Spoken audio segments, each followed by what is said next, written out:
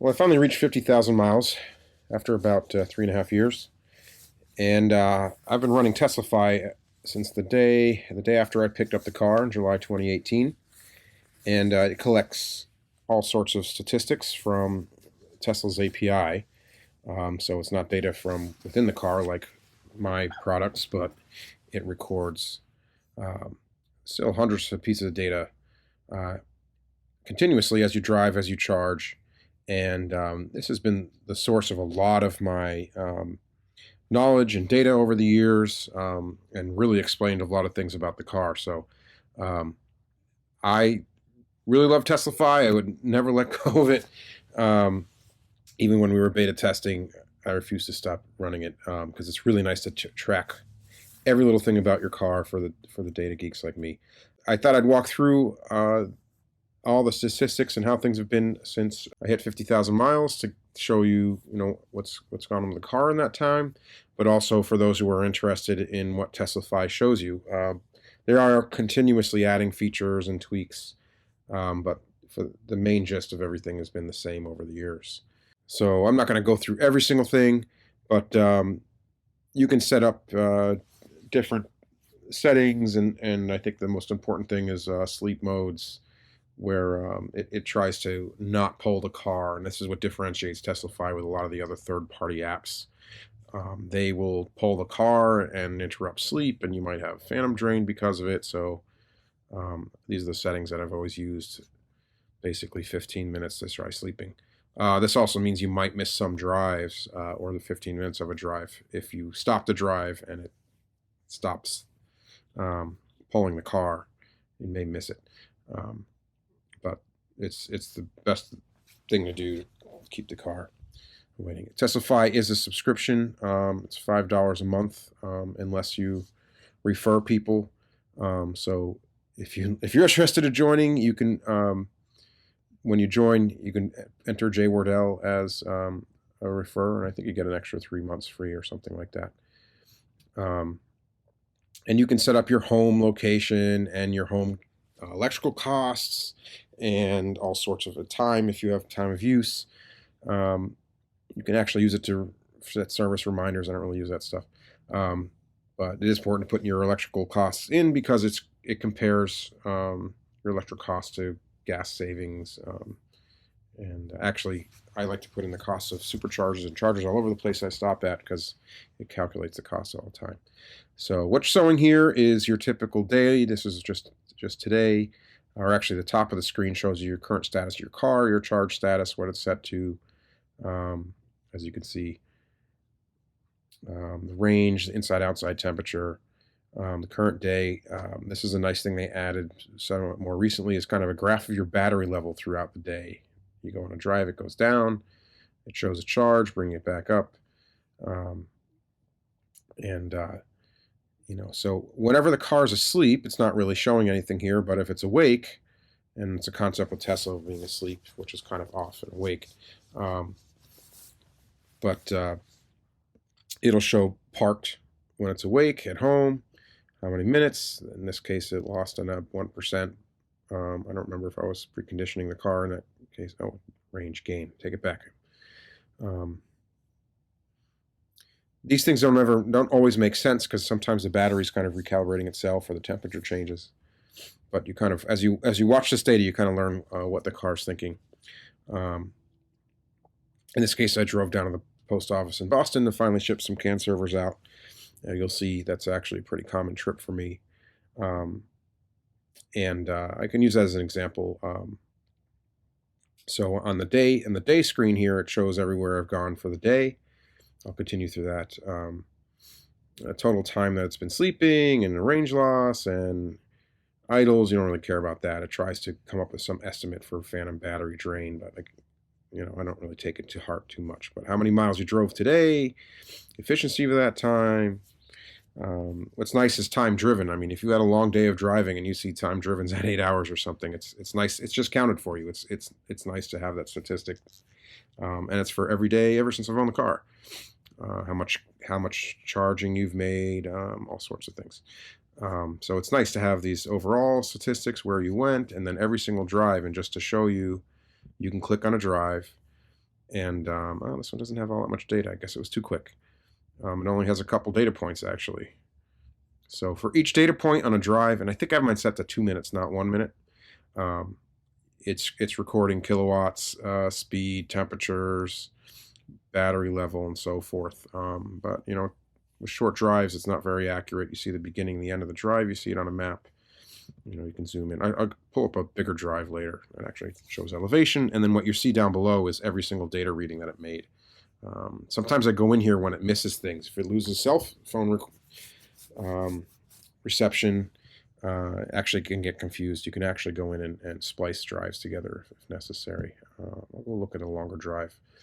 But this is the current drive. You can click back to the previous day. And the nice thing is you can actually pull up the calendar for the month, for example. Let's go back to January. We have a full month here. And yeah, they keep adding these new features, these nice little graphs that you can see each day really quickly how much you've driven.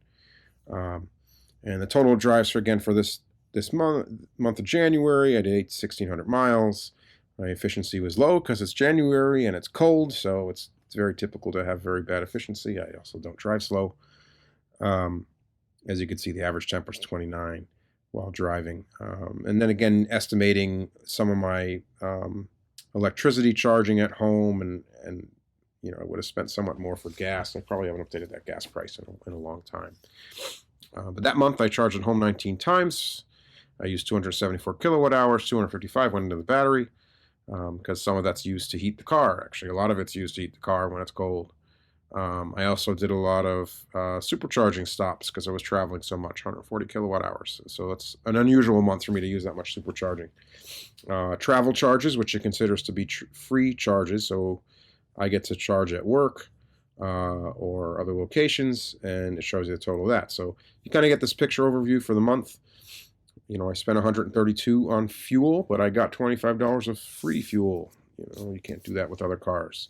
And then you get a calendar for the whole month, and you can see quickly, and actually you can see very quickly where you stopped, where you went, 6 drives, days that I went absolutely nowhere.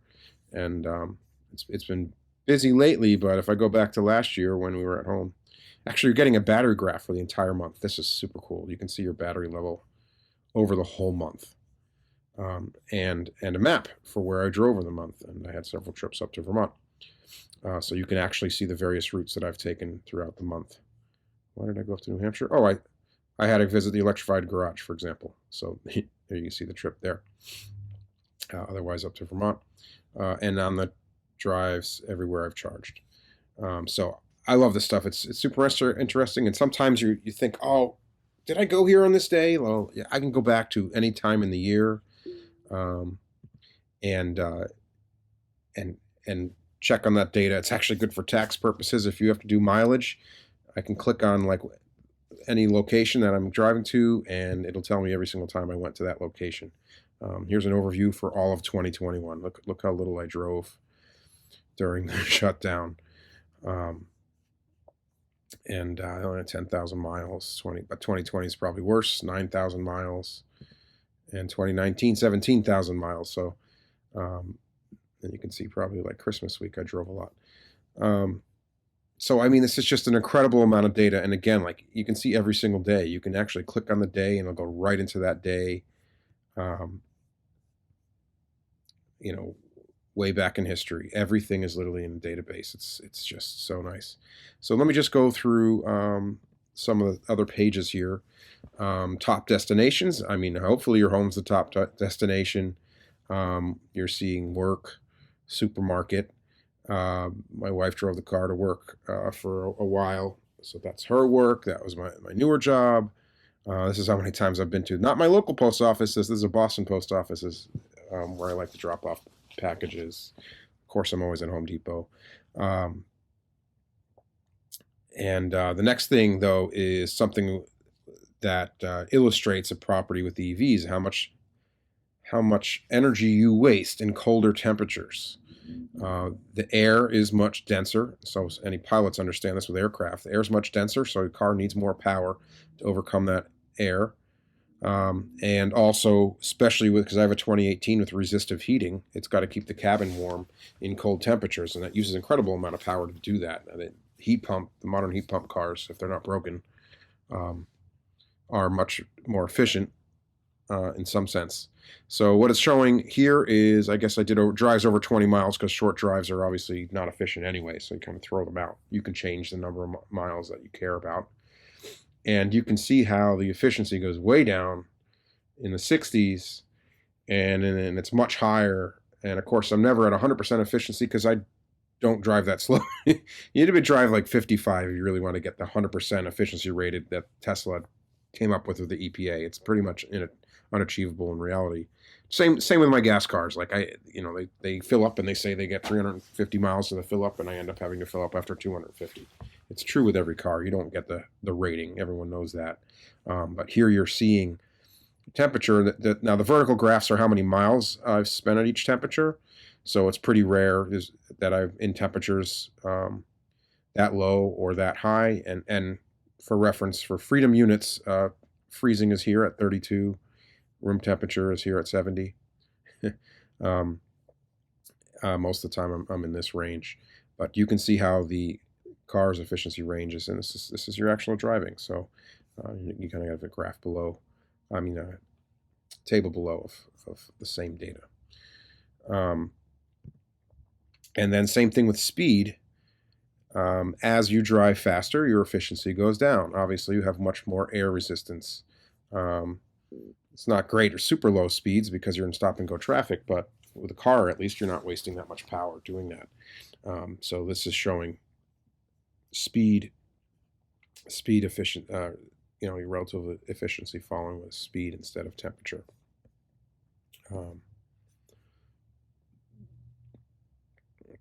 You can search for particular drives. If you're looking for a certain location, you can tag road trips and things. I don't really use any of that stuff. Let's see what else is interesting. This is my overall odometer graph. This is an interesting one. So this is for the first several years commuting normally. Can you tell when we shut down for COVID? This graph just stops right in March of 2020.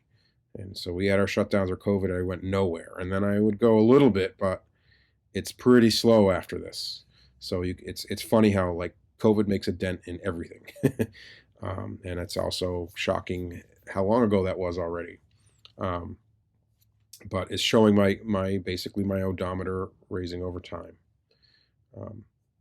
So you get a sense of that, which is just cool to see in real life. And then kind of my favorite thing here is the lifetime driving map. Everywhere I've ever driven my car. This takes a minute to load up the data. Actually, that's pretty quick. I've taken 4,000 drives. And so this is not the same as my odometer because Teslify misses some drives, either because it's missing polling because it's asleep, but more likely because I'm out of cellular range. And I think the first day driving home, I didn't activate it till the night, but it's almost got most drives. Out of 50,020, it's got 48,936. And so you look at your overall rating for your lifetime, 307 watt hours per hour, 73%, 15,000 kilowatt hour used. So it estimates that I've spent $3,600 in electricity. Again, over 3.5 years, 50,000 miles, I've spent about $3,500 on fuel, which is a little bit less than half than I'd spend on gas. But here in Massachusetts, it's pretty much the highest in the country. I'm pretty much 29 cents per kilowatt hour. We don't have time of use. So electricity is very expensive here compared to the rest of the country. This savings would be the cost would be lower, the savings difference would be much higher in most other places. Anyway, the coolest part of this is the actual overall driving map. And so you can see everywhere I've driven with the car. And of course, it's mostly around Boston, and I make a lot of trips home to Connecticut, to family and friends, and same to Vermont, a few up to New Hampshire and Maine. We used to go camping all the way up here, Cape Cod. And you can also see, the heavy blue, and whereas once or twice I'll get a light blue. I've been out to Pennsylvania to see family once or twice, but it's funny, I really don't go past home in Connecticut. But you can see the drives, you can see the charges, the supercharges, And it's just so cool to see this map and kind of see everywhere your car has ever driven. This is why I'll pay them forever, because it's just awesome to continue. I would never want to break this data. You can see everywhere you've gone, because you can see it in every day, every month, and some places, like, I'm surprised I haven't gone to this part of New Hampshire where I used to go skiing, but I just haven't skied much since I've had the Tesla. Anyway, so that's one of my favorite features of Teslify. The next menu here is also useful. So here's AC charging. Of course, most of the time I charge at home, and 11,000 kilowatt hours. $2,800 of electricity I've spent at home over that time. But in fact, my new job allows charging, and we have a nice fast 48 amp charger, so it's easy to get some power from them when I stop in the office. Why not top off? So in just a short amount of time, they're number 2. And by the way, the efficiency, it tracks how much power has gone into your car and how much has actually been added to the battery. So if you only have 120 volts, the efficiency is pretty bad. But this also accounts for, like, heating. If I almost always precondition the cabin temperature. That's going to take away from it as well. And then you also have supercharging as well. Below, you can see which superchargers that I hit most. How many times and how much I've gone to them. Auburn was important because I was usually driving to Connecticut, and that's kind of the halfway point. And then when I drive north to Vermont, New Hampshire, anywhere, Hookset is one of the rest areas right on the highway. I wish all superchargers were a rest area or supercharger. And so that's probably why that's number 2. It's probably going to climb more soon. In fact, you can see it's separate if you plugged in the Chatham LCCS, and it's from some testing from work. And so you have totals, and you have, look at that, the map of all the locations. There's actually a little heat map there. That's just so cool. I love this stuff. Of all your charges, and how many times you've visited each one, it's cool. The other thing is the battery report, and so this is what everyone argues about in the forums is your battery curves, and I keep telling people, and I'll reference this all the time. There's been so many posts where I will literally take this, and what's nice is you can see full screen, you can print the chart, and you can download an image of this. But all the time, people are so concerned with their battery degradation and how much of their range has lost. And so green is the fleet average for cars of the same type at that particular mileage. And okay, that's been averaged out somewhat. But look at my battery range.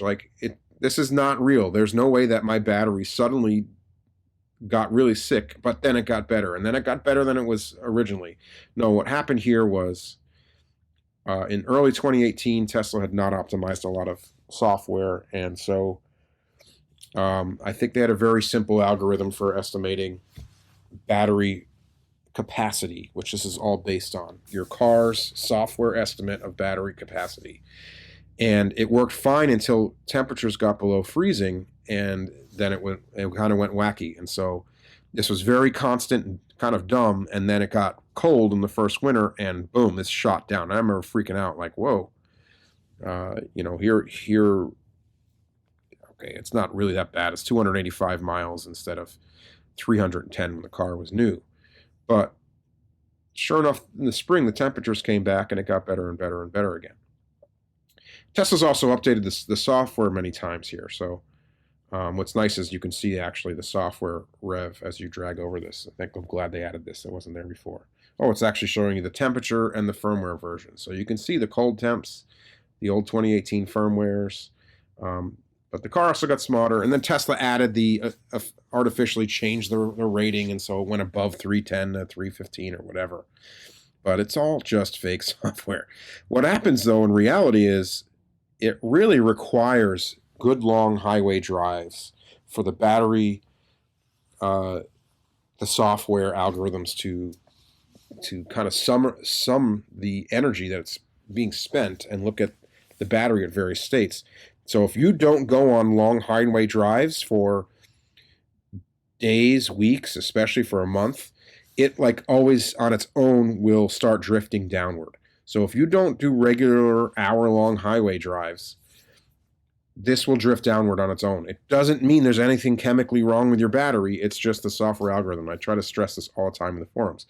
But what happens is 2020 we shut down. Get out of the way.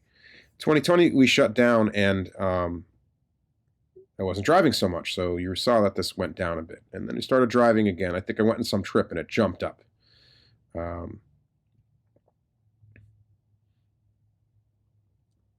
And this is where I really wasn't driving at all. 2021, and then let's see, is this, so depending on when I did some driving trips, it went up. In fact, I can zoom in down here. Let's change this date to something. Yeah, not 2027. If I look at just 2021, to now, I'm just going to zoom in on the end there because there was this dip that happened. This was just before Christmas. It was literally the 2 days before Christmas. I had not driven anywhere in really a good month or so. It was getting cold. Everything was going wrong. And for some reason, it just got like really bad. And so like I saw the battery dip way down here to 265 miles. And literally the next day was Christmas, and I went on a trip to Connecticut. And so it helped it. And then I drove some more. And so like the battery shot right back up. But it's just showing you like this does not mean the real chemical state of your battery. It is the software algorithm.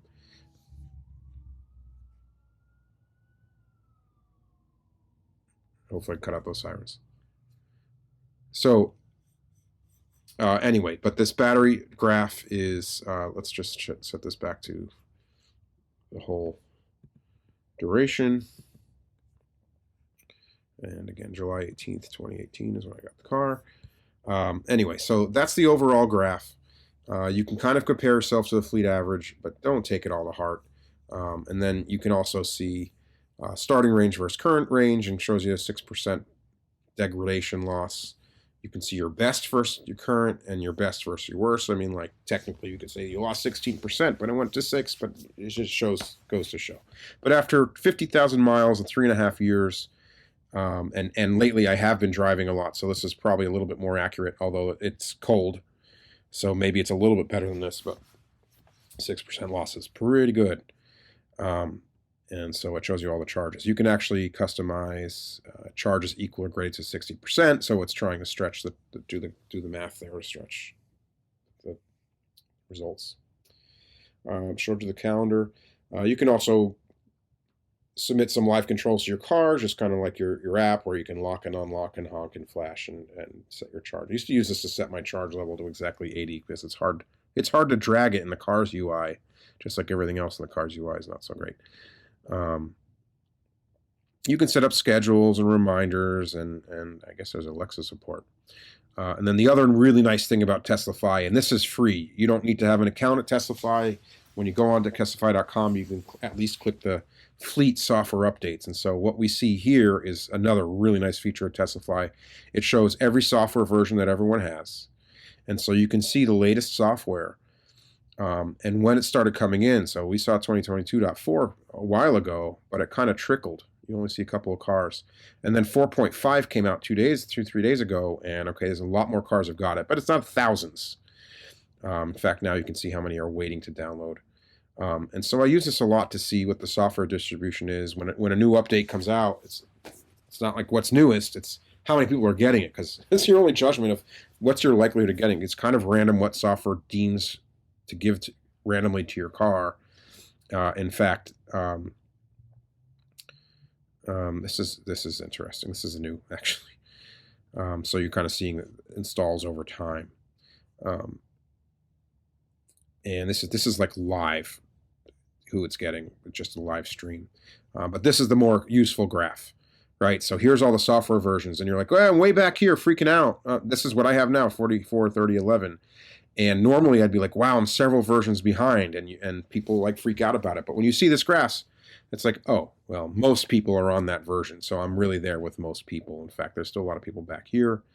And so, Tesla Tesla tests out a lot of different software features. Some things are specific to FSD cars or particular vehicles. A lot of times they do AB or ABC testing, so they'll have several versions of the same thing, and you're just not getting them. But this gives you a little peace of mind, and you can see exactly where you are. And so the other tab here is your own software updates. In this case, so it shows you what your current software is, when it was installed, and all the others. But I love so this is how long it got from the first car to your car. And yeah, 7's pretty long. Usually it's only a couple of days when it pops up till when I get it. It helps to be on Wi-Fi. It's not necessarily required, but you really it's kind of a random thing. Number of days between updates. So this is the one where you're excited to get a new update. When am I going to get it? And there's been some long waits. There's been a lot of short ones too. People are, other car companies, they update their cars, well, once per year, maybe twice a year. You can see that Tesla's updating in fact, it's an average of 18 days. In 3.5 years I've had the car, every 18 days is when I get an update, but it's really all over the place. I think I had one here where I waited 60 days and I was screaming. I was like, something is wrong. That's probably way back. Wow, this goes back. So that's what I mean, 2018, 24. I wish this had a screenshot of the UI over time, and you could see how plain it was back then, and then how good it got with V9 and V10, and then how V11 screwed everything up and it's crap. And then like each of these software versions, you can actually click into them, and it gives you all statistics. Like everything is clickable. You can see where it is important too, because you'll see software updates and they're only for a particular continent. So that's also important to see. But it keeps all of these statistics. What cars has it, what state it's in. It's just amazing. And then these are fleet statistics. I don't even look at this stuff yet, but this is all Teslify users. They have only 17,000. I'm surprised I don't have more than 17,000 people. It's such an awesome service. You can actually see top 10 vehicle names. So I mean, it's just there's so much cool stuff on this website. I probably don't use half of it, but the main part of this website is tracking your car's performance, where you're going. And I think it brings a lot of intuition into, especially if this is your first electric car, what it does, how it works, where your power is going. Anyway, so I hope this gave you a great overview of Teslify and all the data it pulls in, the statistics, what it can do for you, but also, what I've seen with my own car over 3.5 years and 50,000 miles. Again, it's a 2018 long-range rear-wheel drive Model 3. I don't know when he called early production or not. Kind of just mid-ramp, I'd say. But it's been such a source of data and explanation for me over the years. And of course, I've built my own hardware CAN server that gets literally almost 1,000 times more data sitting on the CAN bus. I really would love to see some integration with that. And Teslify or one of the other Raspberry Pi based data gathering services, they would get so much more information than this. And you can see the more data you get, the more you can do with it. Thanks.